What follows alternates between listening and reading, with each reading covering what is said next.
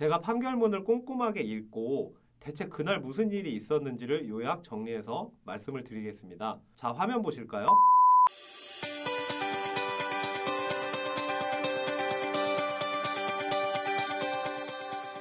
안녕하세요. 해고라 광장의 이종원 노무사입니다. 오늘은 최근 언론에서 크게 다뤘던 2,400원 횡령한 버스기사 해고 사건에 대해서 해고 사건 전문가의 관점에서 그 내밀한 진실을 파헤쳐드리고 여러분들이 직접 한번 판단해보는 그런 시간을 갖도록 하겠습니다. 네, 저도 그 기사 본 것 같습니다. 헌법재판소 후보자로 지명된 한모 판사가 과거 판사 시절 2,400원 횡령한 버스 기사의 징계 해고는 정당하다고 판결했다는 내용이지요. 네, 맞습니다. 김노무사님은 그 기사 보고 어떤 생각이 가장 먼저 들었나요?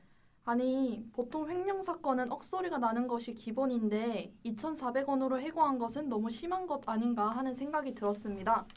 언론들도 대부분 문제가 있는 판결이라고 쓴 것 같은데 노무사님은 어떤 생각이 들었나요? 네, 저는 이런 생각이 들었습니다. 횡령으로 인한 징계 해고의 정당성 판단 시에 금액만 갖고 판단하진 않거든요. 그래서 저는 딱 두 가지가 궁금했는데 그 첫째가 버스 기사님이 고의로 이것을 하신 건지 아니면은 실수였을 가능성도 있는지, 둘째는 고의로 했다면은 과연 그 동기가 무엇인지, 즉 진짜 단순히 사익을 추구하려고 횡령한 것인지, 이 두 가지가 정말 가장 궁금했습니다.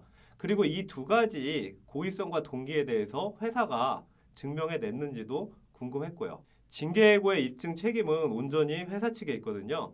만약 이 두 가지가 증명되지 않았는데도 징계해고가 정당하다는 판결을 했으면 그 판결은 비난받아 마땅하다고 저는 생각을 합니다.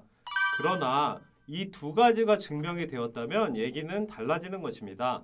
그리고 마지막으로 궁금했던 것이 이 건이 처음인지 아니면 과거에도 이런 행위를 해서 이 버스 기사님이 징계나 경고를 받았음에도 또 다시 재발한 것인지 이것도 굉장히 궁금했습니다. 그런데 언론 기사들 보면 이런 부분에 대해서 심도 있게 쓴 기사는 보질 못한 것 같아요. 네, 그래서 제가 여기 보이시는 이 사건의 1심, 2심 판결문 전문을 입수해서 그 전문을 파헤쳐 봤습니다. 제가 판결문을 꼼꼼하게 읽고 대체 그날 무슨 일이 있었는지를 요약 정리해서 말씀을 드리겠습니다. 자, 화면 보실까요? 대상자는 1998년 이 버스 회사에 입사하여 2014년 4월 7일자로 해고되기까지 약 16년간 재직한 베테랑 버스기사였습니다. 사건이 발생한 날은 2014년 1월 3일이었습니다. 사건 당일 대상자는 전북 완주군 삼례읍에 소재한 우석대학교에서 출발해서 중간에 주요 정류소들을 거쳐서 최종 목적지가 서울 남부 터미널인 시외버스를 운행하였습니다. 대상자는 운행 중 3공단이라는 중간 정류소에서 승객 4명을 태운 뒤 이들로부터 운임요금으로 현금 46,400원, 구체적으로 말씀드리면 지폐 45,000원, 동전 1,400원을 받았고 그중 동전 1,400원은 운전석 왼쪽에 따로 보관을 하였는데 운행을 마친 후 대상자는 운행일보를 작성하면서 현금란에 11,000원 곱하기 4는 44,000원으로 기재를 하였고 승객들로부터 수령한 현금 46,400원 중 44,000원만 회사 측에 납부를 하게 된 그런 사건이었습니다. 그리고 이 사건 징계 해고가 정당했는지를 여러분들이 판단하시는데 필요한 사실관계를 추가로 제가 말씀을 드리겠습니다. 하나씩 제가 말씀드리겠습니다. 첫 번째, 3공단 정류소는 매표소, 매표원이 없어서 간혹 현금 승차 인원이 발생하는 정류소라고 합니다. 두 번째, 3공단에서 서울 남부 터미널까지의 운임료는 성인 11,600원, 학생은 11,000원이라고 합니다. 세 번째, 3공단은 정류소의 특성상 학생이 승차할 가능성은 거의 없고 확인 결과 대상자가 사건 당일 3공단에서 태운 승객은 40대에서 50대 여성들과 요금을 받지 않는 어린아이 뿐이었다고 합니다. 네 번째, 대상자는 16년간 이 버스 회사에 근무하면서 징계나 운임료 착복 관련 문제를 발생시킨 이력은 없다고 합니다. 다섯 번째, 회사는 운송수익금 착복에 대한 문제점을 인식하고 노조와 협의해서 모든 버스에 CCTV를 설치하였고 기사들에게 그 대가로 1일 5,000원의 CCTV 수당을 지급하였다고 합니다. 여섯 번째, 대상자에 대한 징계 해고 의결이 있은 날 3회에 걸쳐 총 800원을 착복한 동료 버스 기사는 징계 정직 처분을 받았다고 합니다. 그리고 마지막으로 이 회사의 관련 규정에 대해서 말씀드리겠습니다. 노조와 체결한 단체협약 제42조에는 회사는 조합원이 재산을 횡령 또는 운송수익금을 부정 착복한 증거가 확실한 경우에 노조 지부와 협의하여 해고한다라고 규정돼 있고 취업규칙에는 회사의 재산 및 공금을 횡령한 때에는 해고시킨다라고 규정이 되어 있습니다. 그리고 노조와 별도로 체결한 노사 합의서라는 문서에는 CCTV 판독 결과 운전원의 수익금 착복이 적발되었을 시에는 그 금액의 다소를 불문하고 해임을 원칙으로 한다고 규정이 되어 있습니다. 네, 제가 앞에서 고의성, 행위 동기, 그리고 이 기사님이 이번에 처음 문제가 되었는지 세 가지가 궁금하다고 했었는데 판결 과정을 거치면서 고의성과 처음인지 여부는 밝혀졌습니다. 46,400원을 받고 나서 운행일보에 44,000원을 적은 후에 44,000원을 납부했으면은 그 고의성은 충분히 입증이 되는 것입니다. 그리고 이 기사님이 횡령이나 또 다른 건으로 문제된 적은 없으시고요. 그런데 대체 왜 이 기사님이 2,400원을 횡령을 했는지 그 동기는 회사가 밝혀내거나 또는 재판 과정에서 밝혀지지 않은 것 같습니다. 자, 시청자 여러분들의 생각은 어떠하신가요? 이 징계 해고 정당하다고 생각하십니까? 아니면 좀 과하다고 생각하십니까? 우선 김노무사님의 생각을 먼저 들어볼까요? 저는 과하다고 생각합니다. 그런데 이 방송 시청자들은 그걸 전문가도 아니고 판사도 아닌 내가 어떻게 판결해? 라고 생각하실 것 같은데요. 네, 사실 해고의 정당성 판단은 법리보다는 상식에 근거합니다. 즉, 이 방송을 보시는 시청자분들이 갖고 있는 상식에 따라 판단하면 그 판단이 가장 정확한 판단입니다. 이게 무슨 뜻이냐면 해고의 정당성 관련된 법리는 상당히 단순한데요.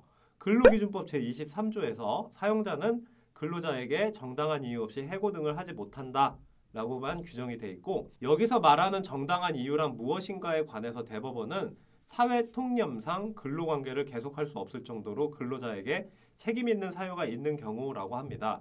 이게 법리의 전부예요. 여기서 말하는 사회통념이란 사회의 통념을 의미합니다. 그리고 사회의 통념이란 특정인의 생각이 아닌 우리 사회를 구성하는 여러분들 같은 보통 평범한 일반인들의 공통적인 생각을 얘기합니다. 따라서 판사 몇 명의 판단보다는 시청자 여러분들 다수의 판단이 근로기준법 제23조와 대법원의 판단 기준에 따라 가장 정확한 판단 결과일 것임은 이론의 여지가 없다고 할 것입니다. 시청자분들 생각이 정말 궁금해지네요. 노무사님의 생각도 말씀해 주세요. 네, 보통 평범한 일반인으로서 제 개인적인 견해를 먼저 말씀드리면 이 사건 징계 해고는 다소 좀 과도했다는 인상을 지울 수가 없습니다. 그런데 제 개인적인 견해가 아닌 관련 사건을 다소 경험해본 전문가의 관점에서 살펴봐도 비록 2,400원을 착복한 것이 고의임이 명백하고 회사가 운임료 착복을 방지하기 위해서 상당한 노력을 한 사정도 있고, 그리고 노조 또한 운임료 착복은 해고에 이를 정도로 중한 비행이라는 점에 동의한 사정이 있더라도 대상자는 16년간 착복뿐 아니라 다른 비행위로 문제를 발생시킨 적이 없고, 회사가 기사들에게 운임료를 착복한 경우 액수를 불문하고 해고하겠다는 취지의 경고 등을 통해 기사들에게 경각심을 심어준 사실 또한 없어 보이고요.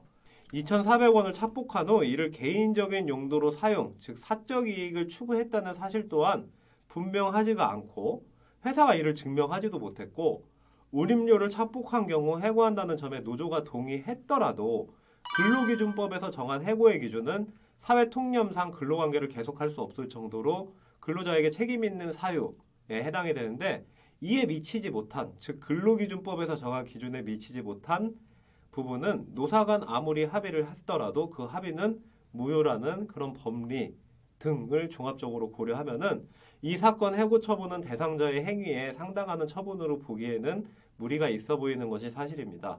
실제 대부분의 해고 사건이 다루어지는 노동위원회에서도 앞에서 보신 첫 번째, 두 번째 기준을 충족하지 못한 경우 부당한 해고로 판단하는 것이 일반적입니다. 그렇다고 해서 이 판결하신 분께서 개인의 어떤 특정한 생각이나 이념에 따라서 편향적인 판결을 했다고 단정하기는 좀 어려울 것 같습니다. 판단하는데 굉장히 고민이 많았을 것 같은 사정들은 충분히 존재하는 것이 사실입니다. 이 사건이 만약 노동위원회에서 시작해서 대법원까지 계속 갔다면 지방노동위원회 승, 중노위 패, 행정법원 승, 고등법원 패 이렇게 판결이 계속 왔다 갔다 했을 만한 개연성이 아주 충분한 그런 사건이라고 생각을 합니다. 그런데 사회통념, 즉 상식에 따라 판단되어야 되는 징계해고 사건에서 사회의 통념이 무엇인지와는 무관하게 1심, 2심 재판관 단 6명의 생각으로만 한 사람 개인의 운명이 결정되었다는 점이 무엇보다도 저는 안타깝습니다. 그래서 저는 이 방송을 보시는 시청자분들의 생각, 즉 사회의 통념이 너무 궁금합니다. 그리고 그 통념이 재판부의 그것과 얼마나 괴리가 있는지도 궁금하고요. 자, 그럼 오늘 방송 보신 시청자분들이 여기 댓글로 이 사건 징계해고 적법하다 아니면 과하다는 의견을 남겨주시면 굉장히 재미있을 것 같습니다. 시청자분들이 방송을 보시고 그냥 나가시지 마시고 댓글 꼭 남겨주시고 이 사건에 관한 우리 사회의 통념이 무엇인지 한번 직접 참여하고 우리 다 같이 확인해 보시죠. 이 사건에 있어서는 여러분들이 가장 정확한 판사입니다. 자, 이제 방송을 마칠까요? 댓글 남겨주시고 해고 사건 관련 의뢰 또는 상담이 필요하신 분들은 이 영상 마지막에 나오는 컨택 포인트 댓글 참고하셔서 연락 부탁드립니다. 또한 구독과 좋아요도 꼭 눌러주시기 바랍니다. 다음번에 더 도움되는 내용으로 찾아뵙겠습니다. 이상 해고라 광장을 운영 중인 노무법인 평정 이종원 노무사였습니다. 감사합니다.